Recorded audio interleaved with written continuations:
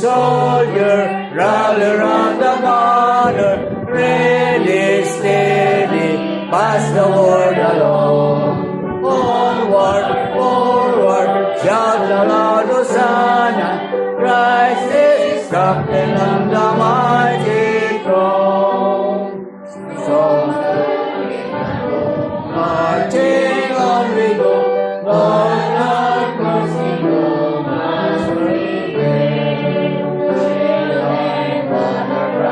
Dreaming in the light, fighting for the right we hear and pray. Trusting soldier, rally round the banner, ready, steady, pass the word along. Onward, forward, shout aloud, Hosanna, Christ is captain on the mighty throne. Oh, thou God above, Lord, as we go, help us running home by thy grace. Bring the battles down, bring the victors won, may we word the crown before thy gates. Cross them, soldier, rally on the banner, ready, steady, pass the word along. Onward, forward, shout aloud, Hosanna, Christ is captain on the mighty throne.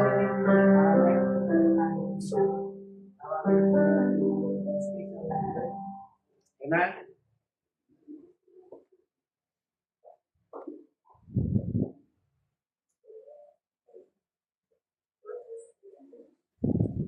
Amen.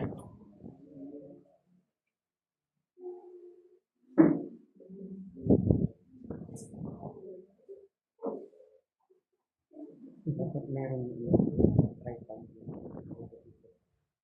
Ayaw nila ganun.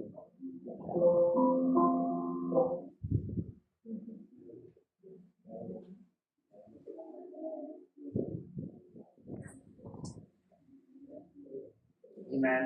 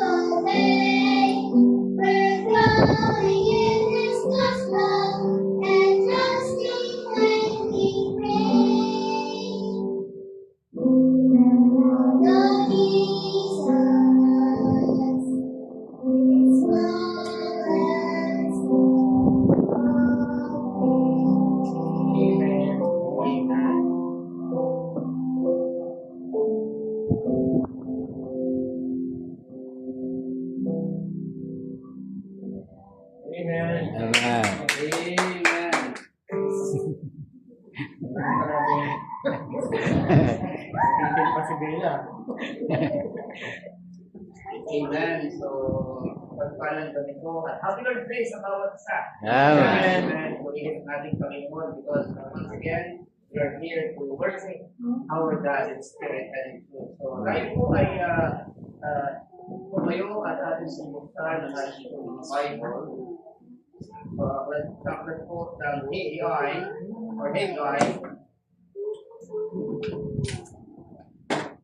Chapter number 1. Kunin natin po yung isang chapter at basahin po natin ang salitan. Okay? So, sabay-sabay po tayo sa verse number 2. In Haggai 1, verses 1 down to verse number 18. So, pag-aralan po natin yung pinamagatan po kung blowing the blessings away. Blowing the blessings away. Yung pamagatan natin yung mensahe. Okay? So, marinig ko po yung amen ko. Kung kayo po na. So, I will read verse 1, take verse 2, and then so, ito sabi ng Bible, verse number 1. In the second year of Darius, in the 6th month, in the first day of the month, came the word of the Lord by Haggai, the prophet of Zerubbabel, the son of Shealtiel, governor of Judah, and to Joshua, the son of Josedek, the high priest, saying, take over. Thus speaking, the Lord saying, these people saying, the time is not come, the time that the Lord's house should be filled. Then came the word of the Lord by Haggai, the prophet, saying, It is time for you, O ye, to dwell in your field houses, and be small thy ways. now therefore, thus said the Lord of hosts, consider your ways. Your soul watch and bring it in. Ye eat, but ye have not enough. Ye drink, but ye are not filled with drink. Ye clothe you, but there is no warmth. And he that burneth wickedness, the clothing in the lively clothes. Thus said the Lord of hosts, consider your ways. Go out to the mountain and bring wood, and build a house, and I will take pleasure in it. And I will glorify, said the Lord. He looked for months, and lo, it came a little. And when he brought it home, I did blow upon it. Why? Said the Lord of hosts. Because of my mouth that is waste, and you run every man into his own house. Therefore, the Lord will escape from you, and the earth escape from your feet. And I called for drought upon the land, and upon the mountains, and upon the corn, and upon the new wine, and upon the oil, and upon the which the ground bringeth forth, and upon men, and upon cattle, and upon all the labor of the hands. Then said the son of Shealtiel, and Joshua the son of Josedek, the high priest, the governor of the people, Obey the voice of the Lord, your God. the first Haggai, The prophet, as the Lord your God said said, he, and he will hear hear for for the the Lord, Lord. Lord. Then spake Haggai the Lord's messenger in the Lord's message unto the people, saying, I am with you, said the Lord. The Lord stirred up the spirit of Zerubbabel, the son of Shealtiel, governor of Judah, and the spirit of Joshua, the son of Josedek, the high priest, and the spirit of honor of the people. And they came and did work in the house of the Lord of hosts. All together, verse 15, ready, read. In the 4th and 15th day of the 6th month, in the second year of Darius king. Ay, may tulungan yung namin. Makapangyari ng Diyos, muli kami pinarito at muli kami pinupuri. Pinasasalamatan Panginoon ang inyong pangalan. Thank you, Lord, sa bawat pag-iingat po sa amin.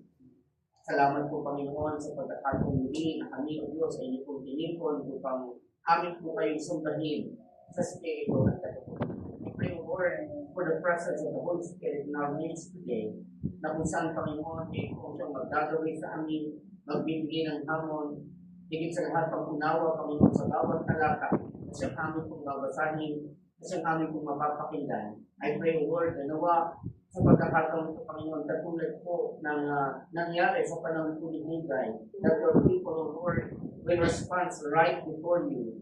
na marami pong mga aral, Panginoon, na makikita ang pagpupulot po sa pagkakataon ito, Panginoon, sa kanilang mga buhay. Kaya mga Diyos, tulungan niyo po kami that we in our time, O Lord, na magkaroon po kami ng lalo pang pagsusumigasig na gawin, Panginoon, ang inyong gawain ng may tamang puso, Panginoon. Kaya mga Diyos, salamat po sa pagkakataon ito. I pray that the word will be a blessing, Panginoon, para po sa bawat isa and also a challenge, Panginoon, kung paghigit sa lahat, patuloy na gawin po namin, Panginoon, ang bawat mga salita mo na iyong pinanais, Panginoon, para po sa amin. And that your word, the Lord, be our gladness and strength, Panginoon, sa aming hamon sa bawat araw ng aming pong mga buhay sa pagkakataon ko.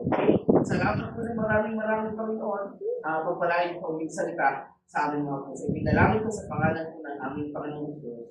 Amen. So tayo po yung makakaupunan. Ayan. So, naranasan na nga ba natin, mga kapatid, na nagpagal tayo ng maraming araw, maraming oras, and then pagdating ng pagpapala ay parang bang inihipan lang ng hangin. Ayun, nandiyan po ba tayo? Amen. Meron ba tayong karanasan na gano'n na nagpagal tayo ng ilang buwan, pinagpagalan natin, nagtanim tayo, and then, nung aanin na, may parang inihipan lang. Saglit lang. Di ba? So most of the time ay nararanasan po ito talaga, even believers. Okay? Na parang bagang iniihipan lang yung mga pagpapala na dumadating. So dito po sa ating pong pag-aaral, the book of Haggai is the second shortest book in the Old Testament. No, pangalawa po na napaka-iksik aklat. Ang una po yung Obadiah, which is isang chapter lang. But this chapter, mga kapatid, ang konteksto po nito, he was the first prophet to minister to Israel following the return from the Babylonian captivity. Galing po sila sa captivity, and then ang pangyayari po, sabi ng Panginoon, ay ito ang sabi ng Diyos. No? Pagtayo na kayo, itindig nyo na yung templo, kasi nga ang templo po that time ay sinira po ni King Nebuchadnezzar. So galing sila sa Babylonian captivity. At nung sila'y bumalik, ito po yung si Prophet Haggai, siya po yung nanguna. Okay? Nahamunin ang mga mananampalataya. Alam niyo ba ang pangalang Haggai ay ang kahulugan niya is about festive. Malaking pagdiriwang, parang gano'n. No? Yun po ang pangalang, yun po ang kahulugan ng pangalang Haggai. O parang bumabati. No? Alam niyo ba yung bumabati? Haggai. No? Hi, guys. Haggai. No? So, the prophet Haggai means festive. No? Malaking pagdiriwang. But this prophet, mga kapatid, challenged those believers, those Israelites, from the captivity. Ang sabi ng Bible, ito ang sabi ng this verse number 2. Thus speaketh the Lord of hosts, saying, ito yung sabi ko kasi ng mga tao, these people say, the time is not come, the time that the Lord's house should be built. Hindi pa panahon para itindig ang templo ng ating Panginoon. So sabi ng Bible, that came the word of the Lord by Haggai, verse number 3, the prophet saying, it is time for you, O ye, to dwell in your sealed houses, and this house lie waste. So tingnan niyo po yung, kung minsan, di ba, ang hamon sa atin, maglingkod ka sa Panginoon. Pero sabi mo sometimes, parang hindi pa panahon. Ito na ba yung panahon na maglingkod sa Panginoon? Parang hindi pa napapanahon. So kung hindi po ngayon, kailan po kaya tayo maglilingkod ng tapat sa Diyos? Kailan ba natin susundin ang kalooban ng ating Panginoon? And when we notice the Word of God, pagka po pinag-aralan po natin yung pagpapatuloy dyan, sabi ng Bible, nagtatanim kayo ng marami, pero kakunti yung inaani nyo. Kumakain kayo, pero hindi kayo nagbubusog. Umiinom kayo, pero hindi kayo napapatira ng bukaw. Nagdadamit kayo, pero hindi kayo naiinitan. And ye that earneth wages to put it into a bag with gold. Parang naglalagay kayo ng mga biyaya o pagpapala sa butas na supot. So tingnan niyo po yung mensahe ng Panginoon. Na kung saan andyan yan yung pagpapala, the word of God said na pagka sumunod tayo, merong pagpapala at hindi mawawalan ng kabuluhan.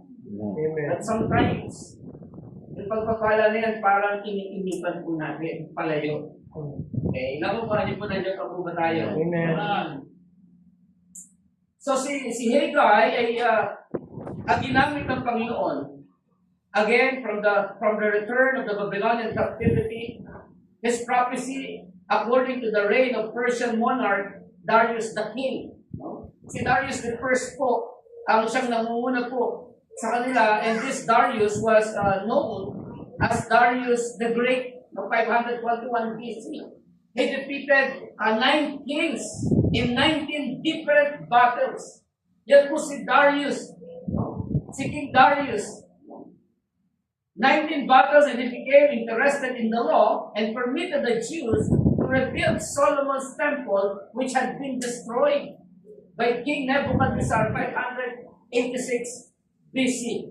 So his ministry, ito pong ministry po ni Haggai, ay nag-umpisa po 520 BC before Christ to exhort the people to complete the task of rebuilding the temple. But notice, in our text, mga kapatid, talagang nandun po yung rebuke. Our text, makikita natin the rebuke for the returning exiles for prioritizing their own comfort over rebuilding the Lord's house. Mas pinipili po nila yung kanilang sariling kapakanan, their own comfort, rather than what? Than the Lord's house na itindig nila. So, this text serves as a call to spiritual self-reflection, urging people to consider their ways and to align their actions with God's priorities. Dapat ang tingnan natin, mga kapatid, yung priority po ng Diyos, hindi po yung mga priority natin. Okay? Kaya nasabi ng Panginoon, ang review po ng Panginoon dito it is time for you, O ye, to dwell to silk houses, and this house lie waste. In application, mga kapatid, there was always and is always a misplaced priorities for the people. Yun po yung problema, the misplaced priorities. The people focus on building their own houses while the temple remained ruins. So this neglect and identities is identified as the reason for their financial and agricultural difficulties. Ito yung dahilan kung bakit mayroong financial crisis and agricultural difficulties sa kanila. Kaya sabi ng Panginoon, again, nagtatanim kayo ng marami, pero ang liit lang nung inaanin nyo. Kasi ano sabi ng Biblia, tingnan niyo po, notice the word of God here, in verse number 9, you look for much, and lo, it came to little. Minsan, di ba, ganyan yung tao Ganyan tayo, minsan, nagtatrabaho pa lang tayo, pinipilang na natin. Ito yung mangyayari, ito yung aking magiging Hindi naman masama yung pagbibilang, pero ang masama nito mga kapatid, yung kung ating kaisipan ay para lang nakasentro lang doon sa mga bagay na kung saan gusto lang natin at hindi naman kalooban ng Diyos. Okay? So you look for much and lo, it came to little. And when you brought it home, notice the word, ano sabi ng mga sumunod na talata? I did blow upon it. Iniipan-ipin pala ng Panginoon. Okay? Nandiyan pa po ba tayo? Kaya sabi ng Panginoon, kung pagiging magmahin, spiritually, sabi ng Bible, sabi ng Panginoon, we can do nothing without God. Without me, for without me, ye can do nothing. Pwede tayong magpagal, gamitin natin yung lakas natin, yung husay natin. Pero, ang sabi ng Bible, wala rin yan pag wala ang Diyos. Wala rin yan pagka ginagawa natin sa sarili natin at para lang sa ating sariling kapakanan. So sabi ng Panginoon, I did blow upon it. Why? Said the Lord of hosts. Because of my house that is waste, and you run every man unto his own house. Therefore, tingnan niyo po yung conclusion ko. Therefore, the heaven over you is stayed from you, and the earth is stayed from her fruit. Kaya pala nagkakaroon ng agricultural difficulties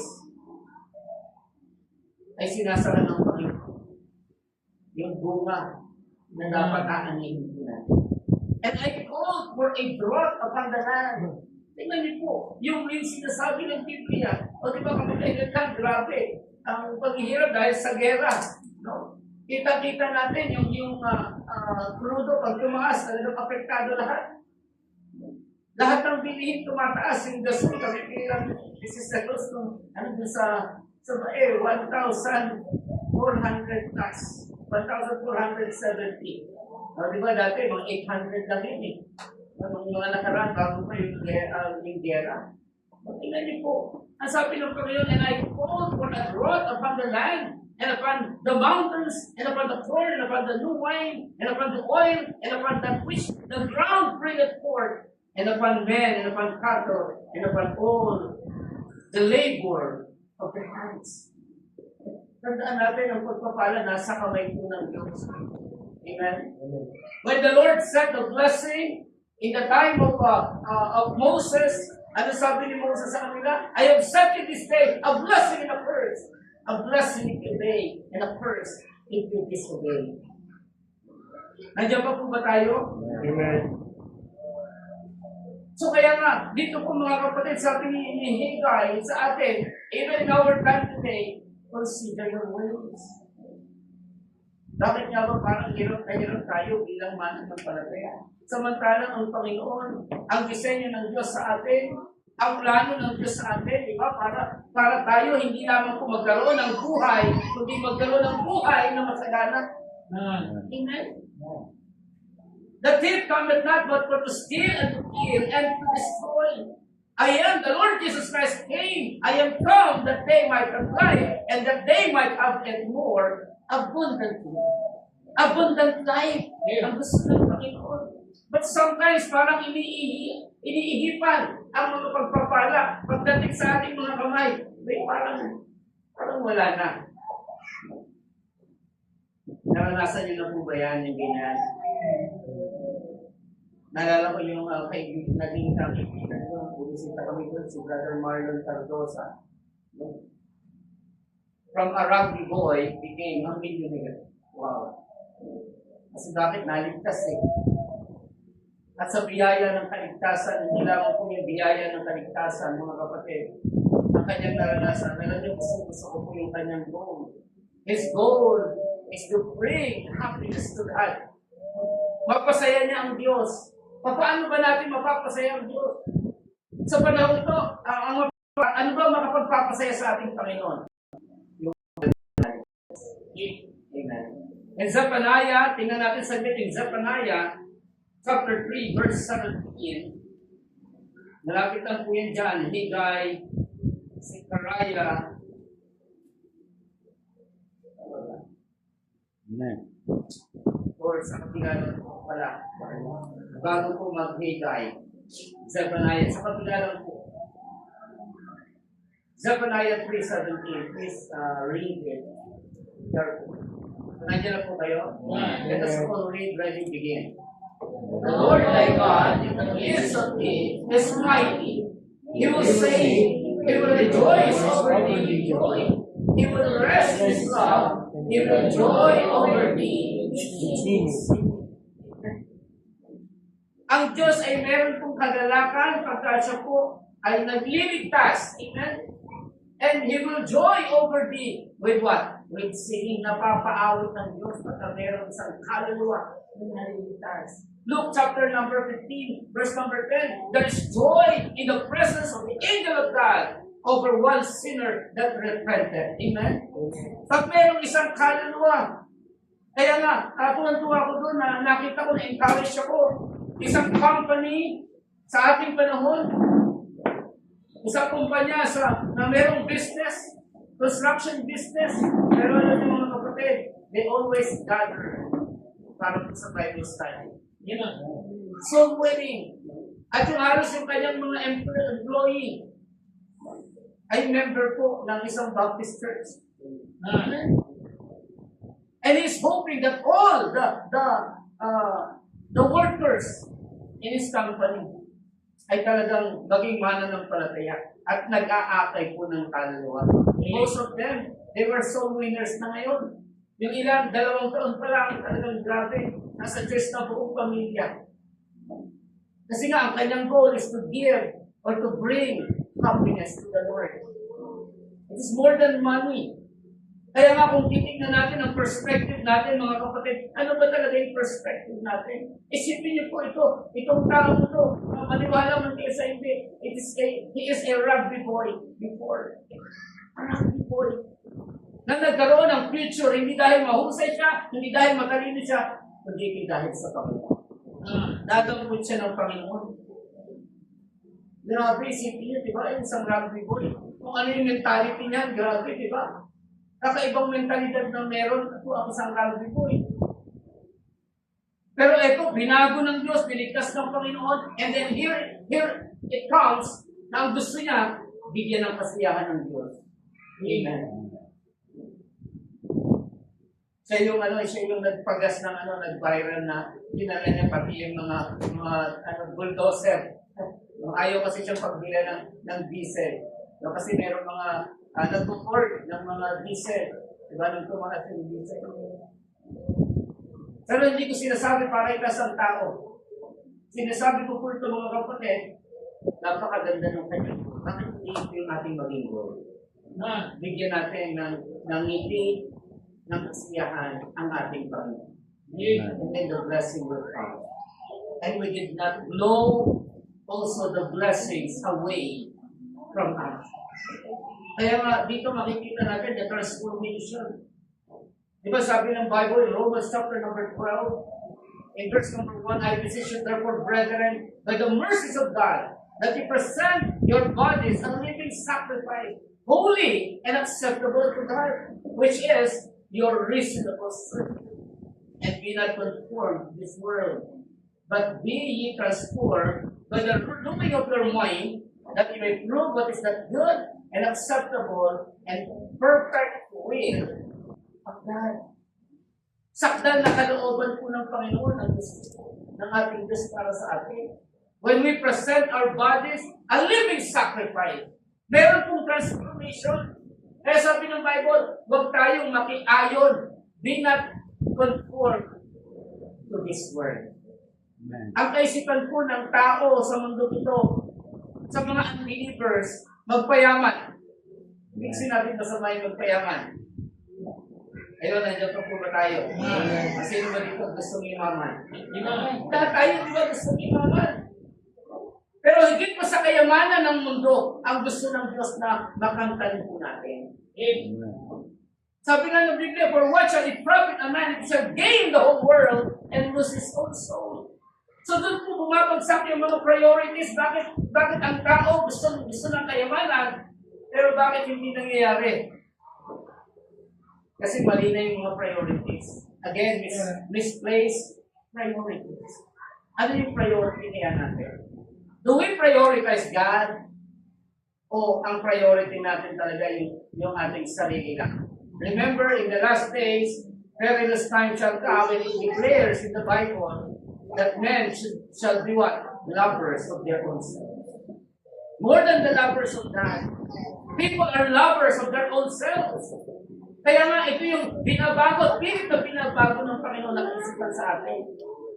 When we engage in the Lord's blessing, salvation, nung tayo po'y naligtas, ang gusto ng Panginoon, pagpalain tayo, pero bakit hindi nangyayari? Alam niyo kung bakit? Parang iniinipan natin yung pagpapalang sa tayo. When we are misleading or misplacing our priority, at hindi naka-align sa priority na meron po ang ating Panginoon. So we forfeit or lose the divine favor of the Lord. Minsan sa atin po pala yung problema. Bakit nawawala yung pagpapala? Nasa kamay na natin. Sometimes abot kamay na natin. Pero paano nga ba yung pagpapala ay parang naiinipan natin palayo sa atin. So yun po yung tingnan natin. So dito sa Book of Haggai, palagi ang sinasabi ni Haggai dito, consider your ways. Magsiyasat po tayo, magsurit po tayo. Baka sa atin ang problema, andyan yung pagpapala, nakahanda na yan para sa atin eh. Pero sabi ng Bible, hindi natin nakakamtan, parang iniihipan pa natin palayo. So ano ba ang naglalayo sa atin sa pagpapala? So tingnan natin yung ilang mga puntos dito that can blow the blessings away. Ano nga ba yan? Ano nga ba yung maglalayo ng divine favor of the Lord? So first point, I want you to give in the time of in the Old Testament also in Genesis chapter 25. Gusto ko pong bigyan kayo ng ilang mga halimbawa. May siyang naglalayo ng pagpapala na para bagang iniipan po natin ang pagpapala ng Diyos. Palayo sa ating mga buhay. Genesis chapter 25.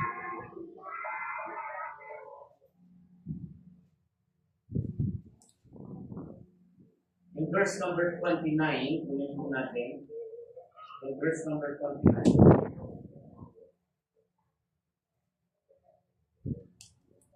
Hanggang 34. Kunin muna natin sa dito and then we will jump to Genesis 27. So we are here to study God's Word. Amen? Okay. So verse number 29. Nandiyan na po kayo. Genesis 25:29. And Jacob sod pottage and Esau came from the field and he was plain. No?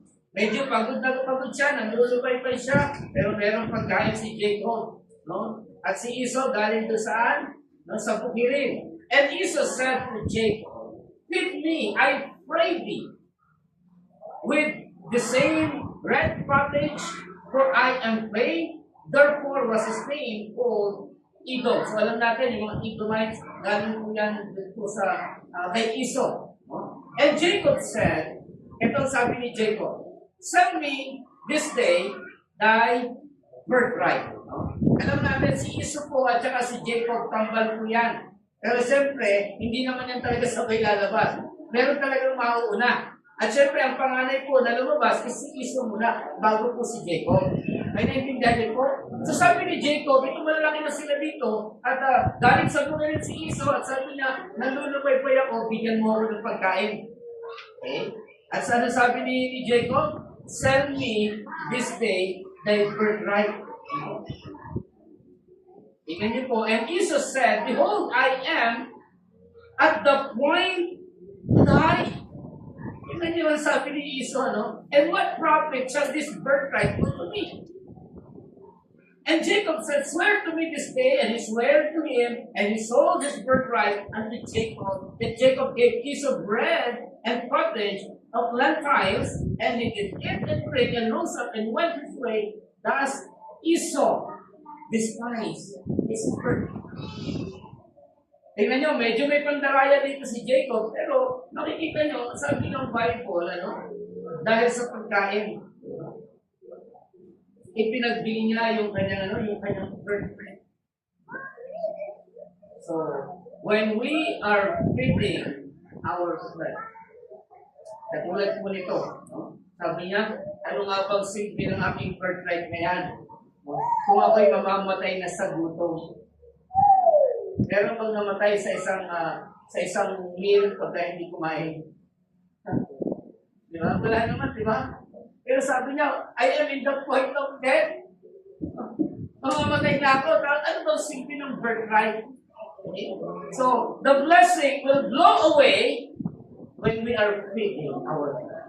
That's the first point. Pagka tayo po, ang ating pinapakain palagi, yung ating laman. Anong ibig sabihin nito? Hindi lamang po, ang ibig sabihin is physical food. No, it's not. It's not about physical food. Yes, kailangan po natin ng physical food. Amen? But more than that, there is a spiritual food that we need today.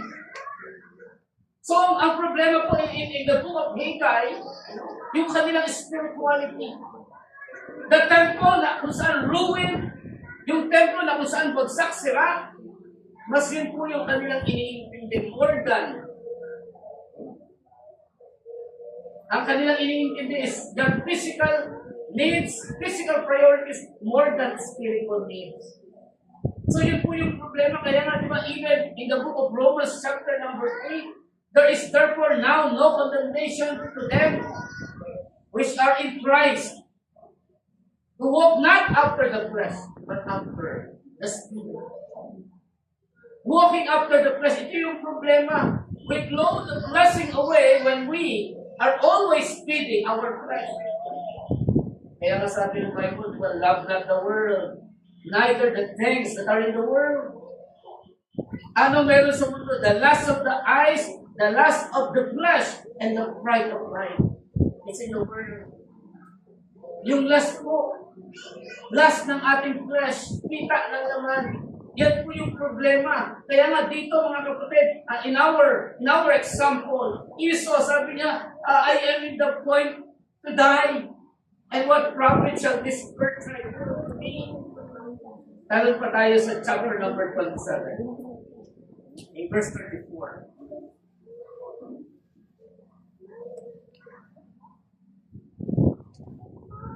Tingnan natin yung nangyari po dito. For the sake of time, ako na lang po magbabasa. Verse number 34. And when Esau heard the words of his father, he cried with a great and exceeding bitter cry, and said unto his father, bless me, even me also, O my father. Kasi bakit? Yung birthright kasi nung una pa lang, pinagbili niya na. Saan? Sa kapirasong pagkain for the sake of his flesh. Tapos eto, naibigay na ni nung kanyang tatay na si Isaac yung blessing kay Jacob. Kaya sabi niya, Father, bless me also. And he said, thy brother came with subtlety and had taken away my blessing. From the first place, hindi po may problema si Isaac. Bagamat malabo yung mata niya dito.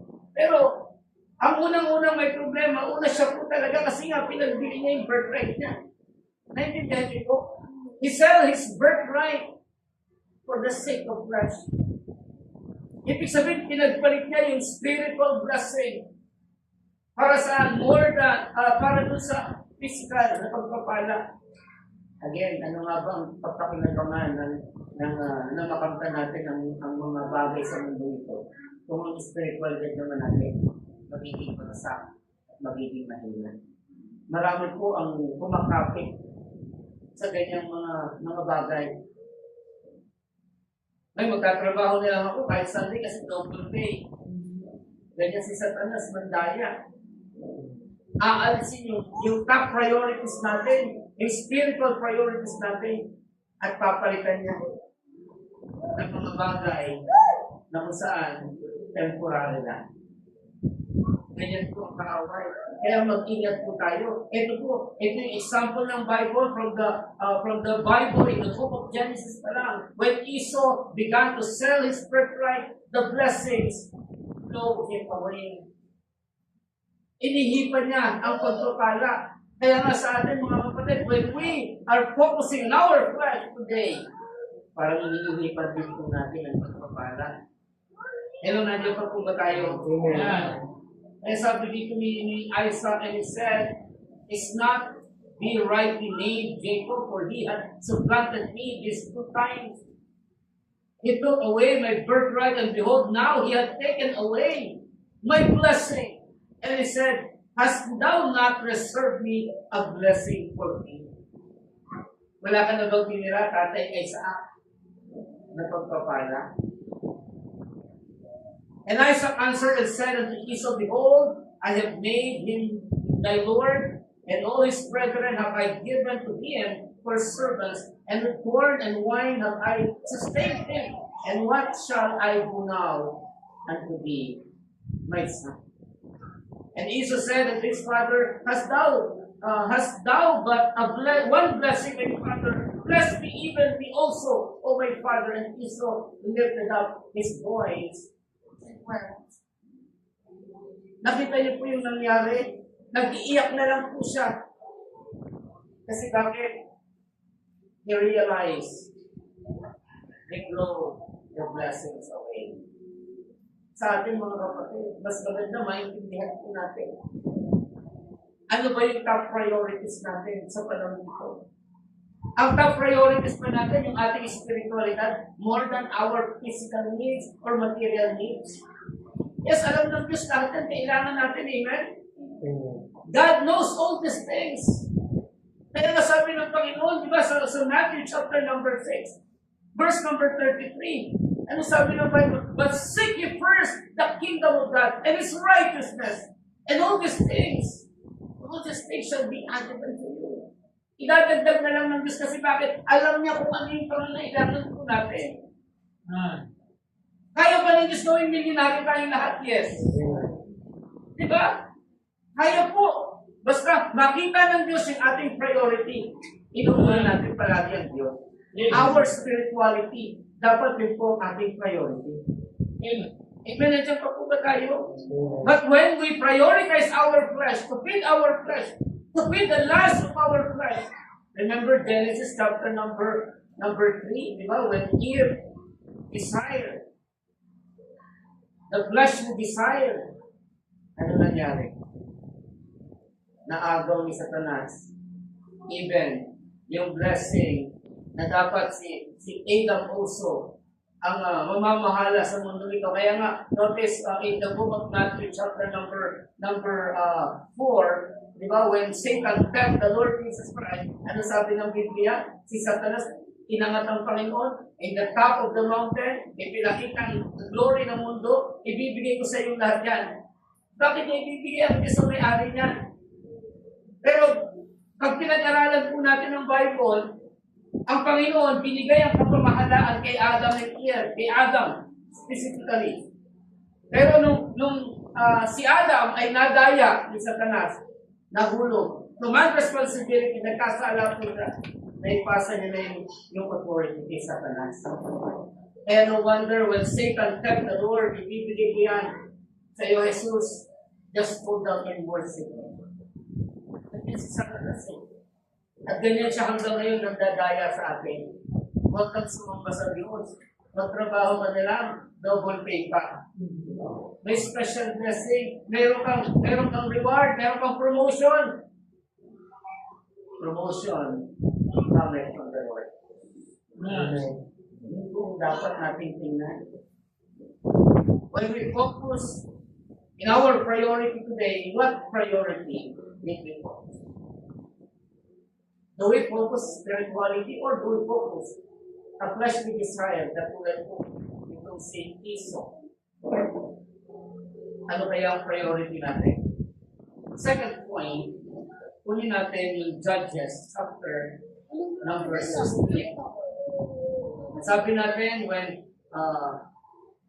ang unang puntos that can blow the blessings away when we feed our flesh. Feeding our flesh.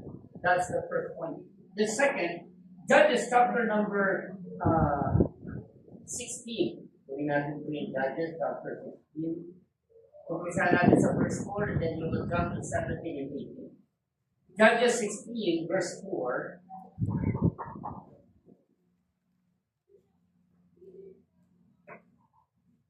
Nandiyan po kayo. Verse number 4. And it came to pass afterward that he, Samson po, inutukoy po dito, that he loved a woman in the valley of Sorek, whose name was Delilah. Yan. No? Na-in-love. Okay? Na-in-love si Samson. We know, sino yung nakakilala kay Samson? Okay, laos na kasi. Samson. Ano gusto na ngayon? iPhone na. Ay, Samson pala yun. No? So si Samson, no? One of the strongest men in the Bible. Ang sabi ng Bible, na-in-love po siya kanino? Kay Delilah. Verse 17. Ang sabi ng Bible sa verse 17, that he told her all his heart and said unto her, kanino niya sinabi kay Delilah, hindi siya na-in-love, there had not came a razor upon my head, for I have been a Nazarite unto God from my mother's womb. If I be shaven, then my strength will go from me, and I shall become great and be like any other man. And when Delilah saw that he had told her all his heart, she sent and told for the lords of the Philistines, saying, Come up these once, for he has showed me all his art. And the lords of the Philistines came up unto her and brought money in their hand. So we know the story of Samson, na siya'y malakas, pumapatay ng ilang libong mga Pilistino, kaya-kaya niyang pumatay with the jawbones. Walang sandata, walang espada, walang mga palakol, walang kutsilyo. Ganun po siya kalakas. He even fight with the lion. Kaya niyang pumatay ng isang leon using his hands. Ganun po siya kalakas. Pero this time, nagkaya siya kasi bakit? Na in love. Okay? So kaya nga, sometimes, hindi ko naman sinabi lahat ng na in love. Mali. Pero tamang pagka-in love, lalo na pagka tayo po in love sa Diyos. Amen? O yun yung una natin dapat love ang Panginoon. Okay? Kasi bakit mawawala ang lahat eh? All are temporary in this earth. Pero ang Diyos is permanent. Amen? Kaya ito dapat yung pag-ibig natin eh. Pero merong pag-ibig na mali. Kaya nga dito mga kapatid, dito sa second point natin, when is the time we blow the blessings away? Una, sabi natin, feeding is our flesh. When we feed our flesh we desire. Pangalawa, is about favoring our feelings. Ayan.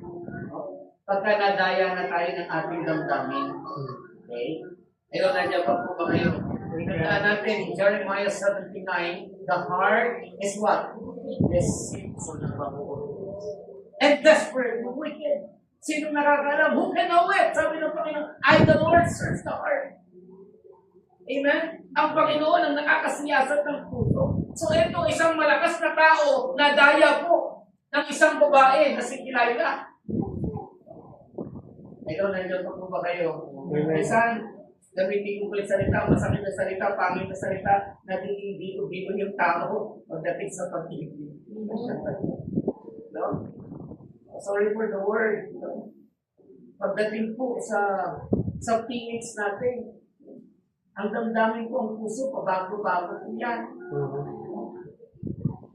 Hello, nandiyan pa po ba tayo? Isipin niyo isang malakas na tao na daya po sa isang iglaw. His Nazareth vow. Tandaan natin mga kapatid, the Bible principle, hindi ko dahil yung buhok niya mahaba, malakas siya. Ayaw kayo magpapahaba ng buhok. Diba? Hindi po sa buhok, doon po sa vow. Alam natin, we know the story of Samson. Yung kanyang parents ay talagang inalay siya sa Panginoon. And then, they vow, a Nazarite vow, at ito po si Samson na lumabas, there shall no razor came upon his head. Pero nung nadaya siya, na-indap na siya kay Delilah, sinabi niya, pagka naputol yung aking buhok, ang ibig sabihin po no, naputol na po yung vow niya sa Panginoon. So when we favor our feelings, pwedeng maputol po yung ating mga commitment sa ating Diyos. Ayun, nandiyan pa po ba tayo? We commit to the Lord, di ba meron siguro kayong kausap, kaibigan, best friends, na dati ang sigasig sa gawain ng Diyos. Ngayon wala na. Kasi bakit? Naiglap. Look at this example of God. Na para bagang inihipan niya yung pagpapala, yung kanyang kalakasan. Iniiwan niya. Nasa isang ihip na yan. Nasabi ng Bible na nangyari po ang isang napakatinding trahedya sa kanyang buhay. He became weak at ang isa pa sa nakakalungkot mga kapatid, yung mamatay ka, saan? Sa kampo ng mga kalaban. In the camp of the Philistines, he died. Namatay po siya doon. At hindi pa yun, mga kapatid, bago pa siya mamatay, inukit po yung kanyang mga mata.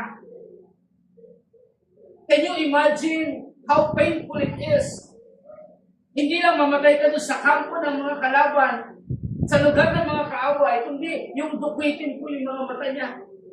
Napakatindi po. Isang napakalakas na tao, nahulog sa pag-ibog ng kaaway when he favor or give favor to his feelings. How many times maraming Kristiyano ang nalalagdag po sa ganitong mga kalalagayan. Hindi po tayo exempted. Huwag mo sabihin malakas ka. Si Samson, napakalakas nito. No? Yes, sir. Kaya nga sabi ng Bible in 1 Corinthians 10 verse number 12, he that thinketh he standeth, take heed, lest he fall. Siya na nag-iisip na nakakatunting, kung may kalakasan para tumindig, mag-ingat. Baka siya'y makuha. Si Samson, napakalakas na tao. And even the King David, the great king in the Bible, isang napakagaling na hari, mahusay na hari, the king, na sabi ng Bible, from the heart of God. Saan siya nahulog eh? Yung damdamin niya. Well, in the time of battle, nandun po siya sa palasyo. Sa taas, umakit sa taas, palinga-linga, nadaya ng kaaway, nakita niya si Bathsheba. At ano nangyari? Bagsak ang buhay ng isang napakadakilang hari. We know the story of David, amen? Nandiyan pa po ba tayo? Amen. When he favor his feelings, the blessing, glory, inihipan pala yung pagpapala. Doon nagkaroon ng favor si Haring David. At hindi lang yun, yung kanyang anak, nag-multiply pa yung problema. Yung kanyang anak, the wisest king, nagkaroon din ng problema sa kanyang damdamin. Nakuha niyo po yung ating kung ano. Even sa ating po, kaya nga di ba sabi niya po, Proverbs 31, makikita natin sa Proverbs also in chapter number 31. Kunin natin sa Proverbs chapter number 31. In verse number 30, sabi dito, favor is deceitful, and beauty is vain. But a woman that feareth the Lord, she shall be praised. Kaya kayo mga kalalakihan, binata pa, pray kayo ng God ni Women. Yung kagandahan sabi ng Biblia, mapandaya po yan. Ibig sabihin po nito, outward appearance are temporary and misleading. Pwede tayong madala niya sa kung saan sa kawalan. O kahit yung mga kababayan, mga kadalagahan, nandiyan pa ba kayo? Kung kayo po ay nag-pray po ay nag-gatiman. Okay, tumingin sa material blessings na meron po sila. Sakit sa ulo yan. Pagkatapos. Dalawa lang yan, sabi ko nga, magpipili kayo, mag-pray na kayo ngayon. Hindi lang basta ganda o gwapo. Di ba? Sabi ko. Kasi pagka gwapo lang o maganda lang, tapos hindi naman spiritual, sakit sa ulo yan pagkatapos. Dadalhin niyo yan habang buhay, sakit sa ulo. Eh pwede naman maganda na o gwapo na spiritual pa. Meron naman kung ganyan. Amen. Eh yung iba kasi, ang pinili naman, spiritual lang. Sakit naman ang matayan. So pwede naman tayo mamili ng pray tayo. Diba? Partnership, ito yung blessing na galing sa Panginoon eh. Pwede tayo mag-pray. Lord, ito yung pinag-pray, specific prayer. Huwag tayo magpapadaya sa ating damdamin. Nandiyan po ba tayo? Amen. Kasi yung damdamin natin yan, madaya po talaga yan. Lubos na masama sa ating natin. Deceitful above all is desperately wicked. The strongest man, nadaya po ng kanyang damdamin.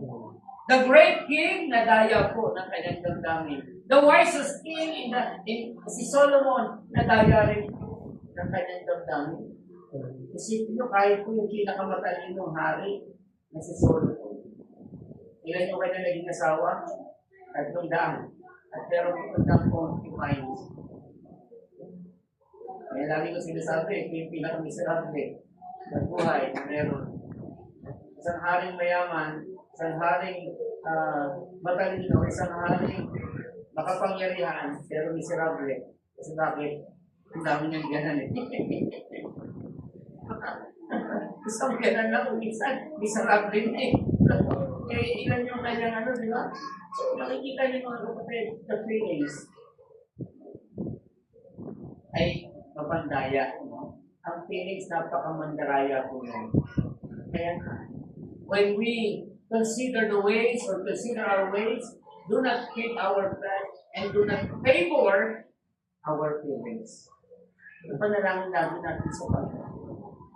Salamat ang prayer, available palagi sa atin. Diba? Amen. Pwede tayong manalangin.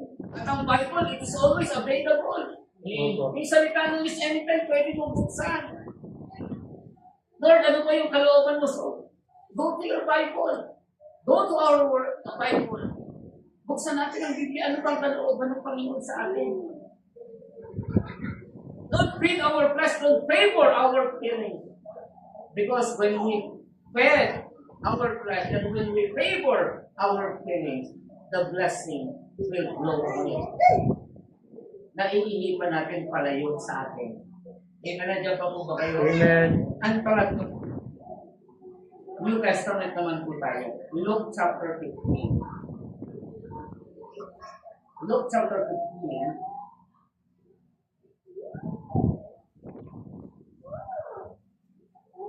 Nabanggit natin yung verse number 10 kanina dito.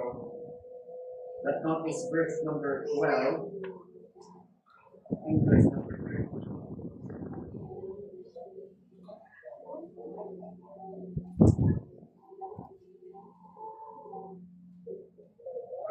Nandiyan na po kayo. Amen. Verse 12. And huli natin siguro yung verse number 11. And he said, a certain man had 2 sons. And the younger of them said to his father, Father, give me the portion of goods that falleth to me. And he divided unto them his living. And not many days after, the younger son gathered all together and took his journey into a far country, and there wasted his substance with riotous living. Tingnan niyo po, buhay pa yung tatay niya, hiningi niya na yung mana, tatay, pwede ba kunin ko na yung mana? Yung tatay napakabait, binigay yung mana sa kanya, and then after that, he go into a far country, sabi ng Bible, sabi dyan, he go into a far country, yung kanyang journey, and wasted all his substance. The righteous living. Ang blessing ay parang naiihipan natin palayo sa atin. Sabi natin, una, when we fed or when we are feeding our flesh. Pangalawa, when we are favoring our feelings. And then third, when we fled from our Father. Pag tayo lumalayo sa ating Ama. If you consider our God, that is our Father, then don't go away with your Father. Hello, nandiyan pa po ba kayo? Amen. Huwag tayong lalayo sa ating Panginoon. Huwag tayong lalayo sa ating tatay. Ang tatay natin, if we believe the Lord Jesus Christ, then your Father is God. Amen? Amen. In heaven.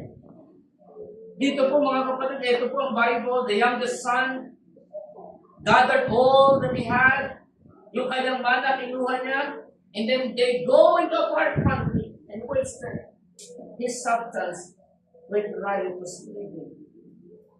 Tandaan po natin mga kapatid, the blessing blows away when we are far to our God. Pero nandiyan pa po ba kayo? Amen po. Eh, basta parang hindi naman naiihipan yung pagpapala sa akin. Nagpapatuloy naman ito. Tandaan natin mga kapatid, ang download, nag-o-offer din ng material blessing. Siguraduhin natin galing sa Diyos ang pagpapala. Sometimes, again, Satan offers us. Special offer pa kadalasan ang iyong offer sa atin. Lumayo ka lang sa iyong tatay. Lumayo ka lang sa iyong tatay. Pag ang trabaho po ay tinatamaan na yung araw ng linggo para sa mga. Hindi niya para sa Panginoon. Hindi niya sa Panginoon. Amen. Nagpapapala niya. Consider your ways na natin. Salisigin natin. Pagka yung offer sa atin ay araw ng linggo, Tandaan natin ang araw ng linggo para po sa Panginoon. Not forsaking the assembly of ourselves together, as the manner of some is, but exhorting one another, and so much the more as we see the day approaching. Napakahalaga po ng linggo para sa Panginoon. Amen po. When the Lord rests in the day of creation, para ibigay po sa kanyang lahat ng papuri at kaluwalhatian. Remember, Revelation 4:11, the Bible says, ano sabi ng Biblia? Thou art worthy, O God. Ang Diyos dapat po sa pagsamba. Thou art worthy, O God, to receive glory, honor, and power, for Thou hast created all things. Lahat ng bagay, kahit tayo, tinikha tayo ng Panginoon. Amen? Amen. He created all things for His pleasure, para sa kalikunan ng Diyos. Tapos eto tayo, may pindihan naman siguro ko ng Panginoon. Hello, nandiyan pa po ba kayo? Amen. Isang Sunday lang naman. Sometimes, when we bless from the Father, we blow the blessings away. Yung mga wala rito, sayang yung pagpapala ng salita ng Diyos. Kung ikaw wala rito, minsan, di ba, tayo po in our carnality, sa gamitin ko yung salita, masakit na salita yung carnality. Minsan, pinapipigil tayo. Tayo naman, di ba? Gusto naman natin pumili. Pero alam niyo mga kapatid, pag Sunday, hindi na kailangan pumili. Amen. Dapat stable na tayo. Yes. Ang araw ng Sunday, araw ng Panginoon. Ibigay natin sa Diyos. Amen. Binigyan tayo ng 24 hours a day, 7 days a week. Ang nire-record lang sa atin, ilang oras ng pagsamba. Pero kung minsan, ilang oras lang, hindi pa natin maibigay sa Diyos. Ito ba? Ako rin, kung araw nga sana ng Sunday, gusto ng Panginoon. Na kaya natin ibigay natin sa Diyos. Amen. And then the blessing will comes. Magpapatuloy ang pagpapala. Subukan niyo sabi ng Panginoon. Subukan niyo ang Panginoon. Pag ibinigay natin yung para sa Panginoon, subukan niyo. Yung oras natin, yung talento natin na ibinibigay sa kung saan, ibigay natin sa Panginoon. Subukan po natin. At iyak yung pagpapala. Amen. Susunod. Amen. Amen. Kasunod po yung pagpapala eh. But sometimes, ang pagpapala po ay naiinipan when we fled from the Father. Hindi nito yung prodigal son na ito. Nagpakalayo-layo siya and then, ang sabi ng Bible, he wasted all his substance with a riotous living. Malayo sa presensya ng Diyos. Ilan na yung kilala natin backslider, mga mamaya ka-text may puta. Diba? No? May sakit na ngayon. Dahil sa mga vision na pinagagagawa paglayo sa Diyos. Minsan paaalalahanan tayo ng Panginoon. At pagka hindi tayo nakuha sa paalala, paano ang kakabuti natin yan sa Panginoon? So tayo anak ng Diyos. Amen, nandiyan pa po ba kayo? Amen po. Despise not the chastening of the Lord. Sabi ng Biblia. Kasi bakit yung anak na mahal ng Panginoon, sabi ng Bible, pinapalo niya. Kasi bakit ayaw niyang maligaw, ayaw niyang malihis? Amen. Di ba kaya nga inihalin tulad tayo sa mga tupa? Di ba yung tupa, kaya nga yung mga shepherd, meron pong pangalo, and meron po siyang staff, meron siyang pangkalawit. Di ba? Pagka lumilihis yung tupa, kakalawitin na ibabalik sa pool. No? Pagka matigas ang ulo, yung pinapalo niya para bumalik po sa pool. Ganyan po tayo inihalin na sa pero salamat kung pinapalo ka pa ng Diyos, binibigyan ka pa ng chance. Amen. Isa napakasakit po ng palo ng Panginoon. Magmamarka, maglalakay, maaalala po natin. I myself, ako po, nung ako yun, syempre, gano'n na naman ako, ang hilig ko lang po basketball. Wala naman po akong ibang video. Pero pinaalalahanan po ko ng Panginoon. Hindi na ako pinaalalahanan, pinalo ko ng Panginoon. Kaya nga yung tuhod ko ngayon, may mga injuries. Dahil sa basketball, Mas pinili ko pang maglaro ng basketball kaysa sumamba isang linggo. Hapon naman, kaya nagsimba naman ako ng umaga. Sabi ko, okay naman siguro, mahihigyan ako ng Panginoon. Yun ang nasa isip ko. Pero alam nyo, dalawang balik pa lang doon sa court. No? Pagtalog ko, may tumunod sa aking lupin. Hindi na ako nakapaglaro. But I remember that day, pinalo ako ng Diyos. When we fled to the Father, ano ngayon, baka basketball star na kayo na hindi. Pero salamat dahil alam ko yung pagpapalo ng Diyos. When we fled to the Father, the blessing will flow from God. I do believe na ang Panginoon sa Bible, all things work together for good pa rin. Amen. Blessing, nakakapaglaro pa rin ako ng basketball. Kahit may injury, nakaka-present yung mga passports, mga passport na kilala natin. Pero hindi ko makakalimutan yung pagpapalo ng Diyos. At one day, tinuruan ako ng Panginoon. Huwag kang galayin sa akin. Sana ganito po tayo. Dahil tayo ng Diyos na yung draw, sabi niya sa pumuntagal, ay paranas po sa atin. Kaya niya masaktan tayo dahil para turuan tayo. Because when we fled from the Father, the blessing will flow on. Parang iniipan yung pagpapala.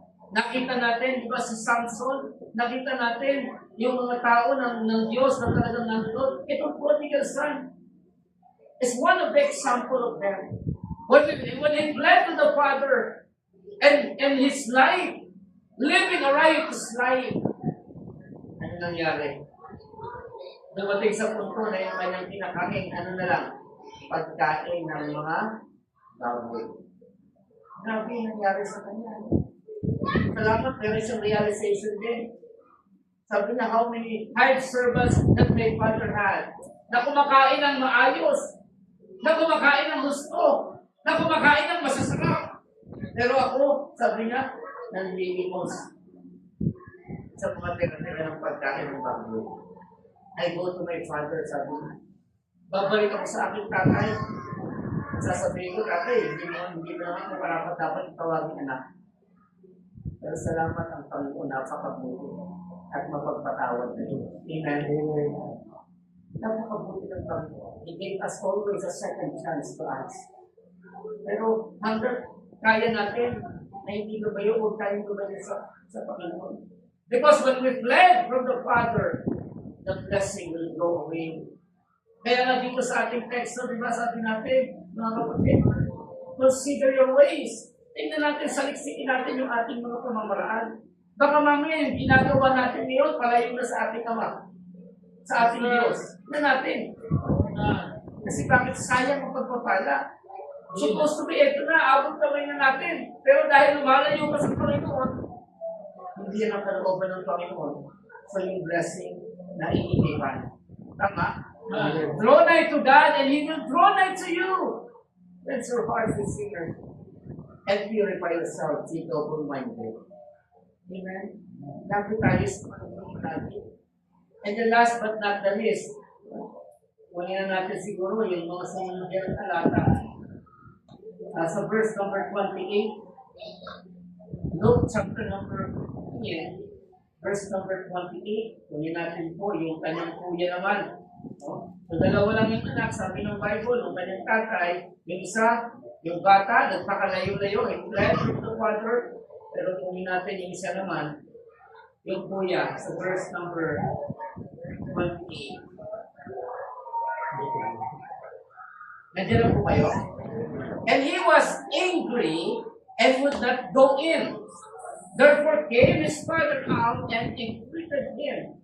Verse 29, and he answering said to his father, Lo, these many years do I serve thee, neither transgressed I at any time thy commandment, and yet thou never gavest me a kid that I might make merry with my friends. Yung kanyang kuya, again, alam natin ang story ng prodigal son, Dalawa lang silang magkapatid. Yung isa, the prodigal, nagpakalayo-layo sa Diyos. Pero yung isa, no, hindi naman marunong magpatawad. Nung bumalik yung kanyang kapatid, pinaganda ng kanyang tatay, iyakap ng kanyang tatay, sinutan ng sisig, binihisan, nagsaya sila, nagpatay ng tupa para sa kanya, nagpatay ng mga baka, pero meron hindi nagawa yung kanyang kapatid, yung kanyang kuya. Nakuha niyo pa yung istorya? Kasabi ng Bible, he was angry. Verse 1. Nagalit. Alam niyo mga kapatid, isa pong nagpapalayo, kung iihip sa mga pagpapala. Ang sabi natin, when we feed our flesh, when we favor our feelings, when we fled from the Father, and also when we falter forgiveness, or faltering in forgiveness. Faltering. Faltering means to lose strength or resulting hesitation. No? Yun po yung salitang faltering. Hesitate tayo na magpatawad. Ayaw natin magpatawad. Struggling to forgive. Hirap tayo magpatawad.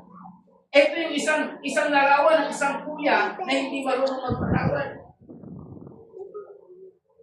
Aminin ko po sa inyo mga kapatid, hindi po talaga madali ang magpatawad. Tama? Kasi kung madali, siguro nagpapatawad tayo palagi. At ang sabi ng Bible, ang utos ng Panginoon, in the book of Matthew chapter 18, 20 and 21, alam niyo ang utos ng Panginoon sa atin? Ano sabi ni Peter? Lord, ilang beses ba kami dapat magpatawad? Till 7 times. Ano sagot ng Panginoon? Hindi 7 times. 70 times 7. Grabe, ilan yun? 490 times. Magpapatawad tayo. Nakakalungkot sa mundong ito. Naririnig ko lang yung patawad pag December ba? Kapag may nangangaroling, patawad! Ang galing ng tawag patawad pag may nangangaroling eh. No? Pero sa totoong buhay, may pagpapatawad na hindi na gawin. Pagka nakaranas ka ng sakit, siyempre nasaktan. Tama, nasaktan tayo. Sino ba hindi nasasaktan? Normal yung nasasaktan. Pero sa Kristiyano, sa tunay na Kristiyano, ang hindi normal yung hindi nagpapatawad. Ngayon nandiyan pa po ba tayo? Yan ang utos ng Panginoon, magpatawad tayo. Ito ang isang larawan, yung kanyang kuya, ayaw niyang magpatawad. Eh tatay, ako'y laging nandito sa tabi ko, hindi ko man lang ako binigyan ng isang parangal, ano. Hindi ko papatawarin yan, kapatid ko na yan. Minsan, ganun tayo. Eh, but sorry, pag tayo nakakagawa ng mali, gusto natin patawarin tayo. Pero, pag iba na yung nakagawa sa atin, ayaw na natin magpatawad. That's our nature. Faltering in forgiveness blows the blessing away. Kaya sabi ng Panginoon, dito Matthew chapter number 6, 14 and 15. Matthew chapter 6, malapit na itong matapos. Matthew chapter 6, 14 and 15. Ano sabi ng Biblia?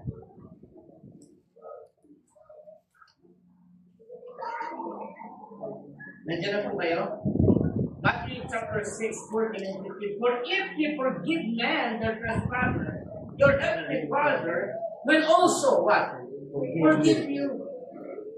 Pag nagpatawad tayo, ang Diyos din magpapatawad sa atin. Amen?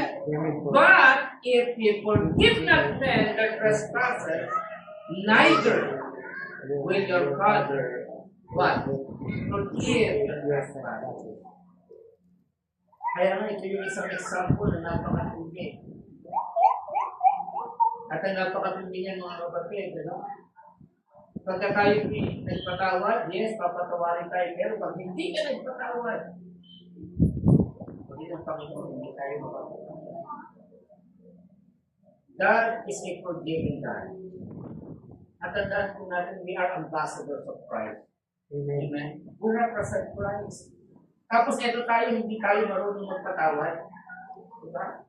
So awkward tayo. Hindi natin nire-represent ang ating Diyos pagkapong gano'n. So God will forgive us when we forgive people their sins. Pag kami nagkamali, kapatid, hindi dapat gustahan. Tama, nandiyan pa po ba kayo? Amen. In Galatians chapter number 6, ano sabi ng Bible? Brethren, if a man overtaken you a fault, restore him, such as spiritual, considering thyself, lest thou also be tempted. Isaalang-alang natin sa sarili natin, baka mamaya tayo rin po mahulog sa ganun kasalanan. Pero nandiyan po ba tayo? Amen. Pagpapatawad. Ito ang mensahe ng Panginoon. Kaya meron kapatawaran dahil merong krus ng Kalbaryo na may nagbayad sa atin. The Lord Jesus Christ died on the cross to redeem us. For without the shedding of His blood, ang sabi ng Bible, there is no remission of sin. Walang kapatawaran. Pero dahil may krus ng Kalbaryo at may banal na dugo ang Panginoon, may binuhos para sa bawat isa sa atin, ang pagpapatawad ay mensahe po ng ating Panginoon. Amen. Amen. The message of God for forgiveness. Ephesians chapter 4, ilang talata na lang ito bubuksan po natin. Ephesians chapter number 4. Ako meron po kong book of Colossians, the same. Pero kung yun lang natin yung Ephesians chapter number 4. Verse number 30 and 32. Siguro basahin po natin yung verse number tatlong talata po pala yan. So ako na lang po magbabasa. Verse number 30 to 32. Nandiyan na po kayo? Amen. And grieve not the Holy Spirit of God, whereby you are sealed unto the day of redemption. Let all bitterness and wrath and anger and clamor and evil speaking be put away from you with all malice, and be kind one to another, tender-hearted. Ano yung sumunod na salita? Forgiving one another, even as God, for Christ's sake, had forgiven. For Christ's sake. Sa kapagalan ni Kristo. Alang-alang kay Kristo, magpatawad po tayo. That's the message of God. But when we fail or falter in forgiveness, the blessing will go away. Yung pagpapala, maiihipan po natin. Kaya nga gusto ng Panginoon, let us consider these things. Consider your ways. Napaka-mamaya, meron tayong isa. Uy, saan nga ba talaga? Bakit nga yung pagpapala mailap para sa akin na para bang iniihipan lang? Eh baka nandito yung aking naman. Yun yung lagi nangingibago sa akin. Baka mamaya, yung aking damdamin, malayo na sa Panginoon. Ang damdamin ko ay nandito na sa mga bagay ng mundo, sa mga gwapo at mayayaman o pagyaman. O baka mamaya, ako'y malayo na sa aking Ama na nasa langit. O baka meron kang unforgiving spirit. The blessing will go away when we have the unforgiving spirit in our hearts. Remember the son, the elder son, or the eldest son in Luke chapter number 15, Father. Minsan hindi ako lumayo sa iyo. He was very angry sa kanyang kapatid na nanumbalik. Di ba may mga times na merong bumalik na kapatid, bumalik yung kapatid, dapat magsaya tayo eh. Pero meron kang iba, galit. Naku, bumalik pa yan, sana hindi na. So, meron ganyan. So, meron ganyan itong dami. Bumalik-balik pa yan. No? Bida-bida naman yan para sa Jollibee.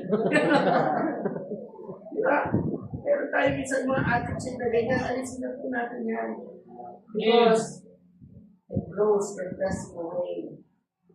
Huwag natin hayaan na ihipan ng hangin ang mga pagpapala. Abot kamay na natin ang pagpapala. Yung gawain dito sa tulad sa Bible baptism, ito yung gawain po ng Panginoon. And we know that the Word of God ay palagi nandiyan po ng pagpapala. Huwag natin hayaan na ihipan natin ang pagpapala niya. Kundi yakapin natin and let us consider our ways. At sabi ni Higay, mga kapatid, at sabi ng Bible, tapusin natin sa aklat po ng Higay ng ating teksto. At sabi ng verse number 12 of Haggai chapter 1, then Zerubbabel the son of Shealtiel and Joshua the son of Josedek the high priest with all the remnant of the people obeyed the voice of the Lord their God.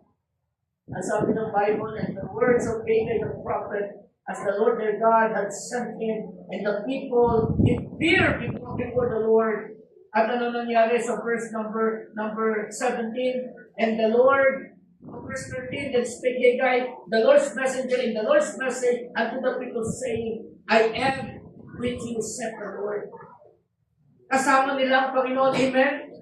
Pagkasama natin ang Diyos, nandiyan dyan pong pagpapala. And the Lord stirred up the spirit of Zerubbabel, the son of Shealtiel, governor of Judah, and the spirit of Joshua, the son of Josedek, the high priest, and the spirit of all the remnant of the people, and they came and did work in the house of the Lord of hosts, their God. Nakita niyo po, lahat sila nagtulong, nagtungkuang, tinapos nila yung templo. At ito po yung inabutang templo ng ating Panginoong Jesus in His earthly ministry. Amen? Amen. Kung anong ganda mga kapatid, pagtapos na yung ating pong worship area. Amen? Marami pa pong mga gagawin. Pero pagsama-sama tulong-tulong, the blessing did not blow away. Amen? Sana ganito po yung mangyari. Let us consider our way. And let not the blessing blow away. Kumusta po? Kumusta po tayo sa harap ng Panginoon? What is our priority today? Kumusta na yung ating priority? Do we prioritize God in our hearts? Or do we tread our flesh? Do we favor our feelings? Do we fled from the Father? And sometimes, do we falter in perseverance? Tayo po lahat ito nila. Tayo po sa nalangin kasi ng Diyos. Salamat po ng Panginoon sa inyong sa akin. Thank you, Lord, for the message. Yung pinagdalog dito sa aming kabuuan. Simpleng paalala at aming pinuwan ito. Every time, sa aming pong mga buhay, when we focus on our flesh, nawat paalala ni Panginoon that the message of Lord na narinig po namin ay palagi po sa Biblina magre-remind sa aming Panginoon that we don't blow the blessing away. Truly, Lord, hindi po kami karapat-dapat sa pagpapala po. Salamat po sa iyong biyaya. Salamat, Panginoon, dahil ikaw ay napakabuting Diyos. Nagpapatawad na Diyos. Marami po kami kamulangan, pero salamat po, Panginoon. Dahil yung pagpapala na inihanda niyo sa aming Panginoon is nothing to be compared with the things of this world. Thank you sa lahat. Personally, the salvation, Panginoon, iginawad ito sa amin po. Salamat po, Diyos. Also, Lord, thank you, Lord, for the presence of the Holy Spirit in our midst. Bless your people always, O God, and continue, Lord, to guide us, and even in our invitation, Lord, patuloy po tayo mo. Pinalangin ko sa pangalan ko ng aming Panginoon. Habang tayo kita kayo po, nakapitin po tayo, hindi po tayo hindi na saan. Kumusta na ang ating spiritual life? Our priority. Ang priority ba natin ay ang ating spiritual na kalalagayan sa harapan ng Diyos? Or sometimes, or most of the time, ang priority natin ay magpayaman sa mundo nito. Material things are temporal blessing. Pwede mawala yan, pwede hinayin, pwede manakaw. Kaya sabi ng Bible, lay for yourselves treasures in heaven. Sa Book of Haggai, pinaalala sa atin ang pagtitindig ng templo ay pagtitindig sa ating panahon ng ating spiritual life. You are the temple of God, ang sabi ng Panginoon. Na dapat ang templo na yan nandiyan dapat ang pagpapala sa kanya. And sometimes we blow the blessings away. When we water in forgiveness, when we bless to the Father or from the Father, when we feed our flesh, and when we favor our favor. Sana naintindihan ko natin ang yung tayo. Let us consider our ways. At sa panahon po ni Haggai, the response of the people, even the priests, they respond right before God. They obey God's word. Na ayaw din po nila na pag nagtanim sila ng marami po, hindi ang aaninin. Ayaw rin nila na kumain pero hindi na buso. Ayaw rin nilang uminom pero hindi mapapatid yung kanilang utak. At ayaw nilang magdamit pero hindi naman sila malipinig. Ayaw nilang maglagay ng pagpapala sa butas. They obey God's word. Don't blow the blessings away. Kung meron ng pagkakasala, pagkakamali, at ating kapatid, let us forgive. And don't plead for the Father. Huwag tayong lalayo sa ating Ama na nasa langit. Kasi ang ating Ama na nasa langit, ang source ng pagpapala. Kaya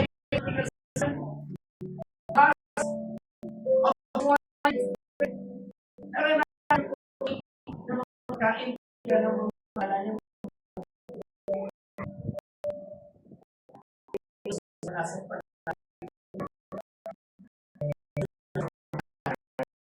Ang lubos na siksik, hindi nagkukumapaw na pagpapala. Then, na ito ay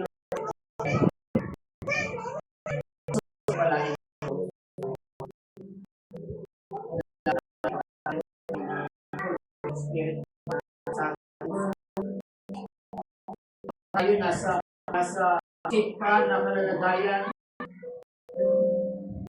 Ngayon natin sige sa dami ng Diyos. Halika pa sa Diyos. Hindi ko na pa ibigay.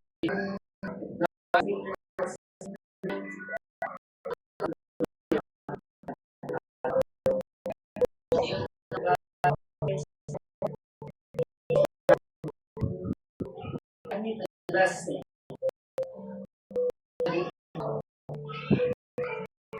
Not the blessing growing from you.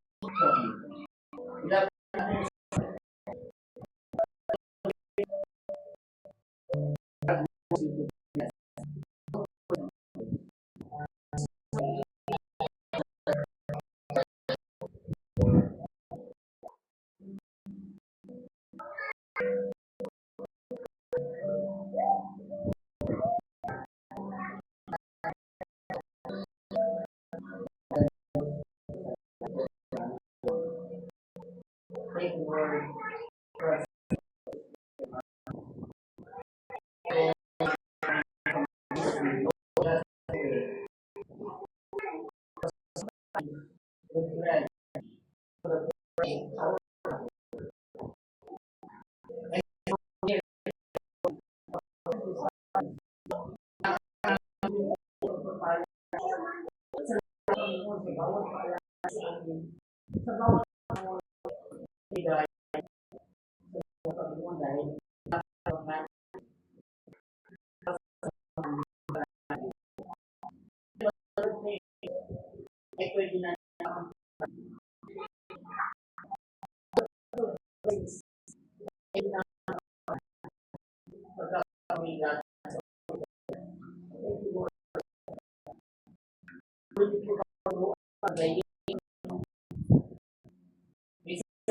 Nagkakamali sa amin, hindi na marunong magpatawad.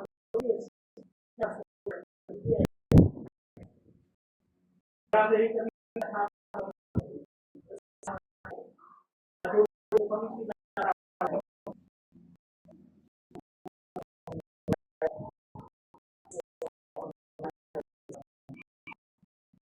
sa inyo ng Diyos. Lapit niyo, ano man ang kanilang dalangin, hindi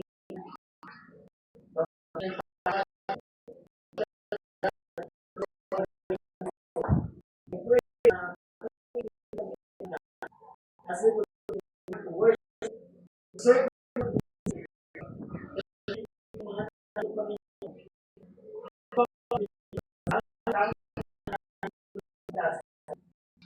and let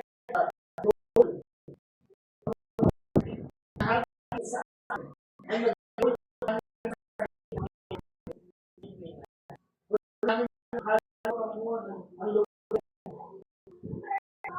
ang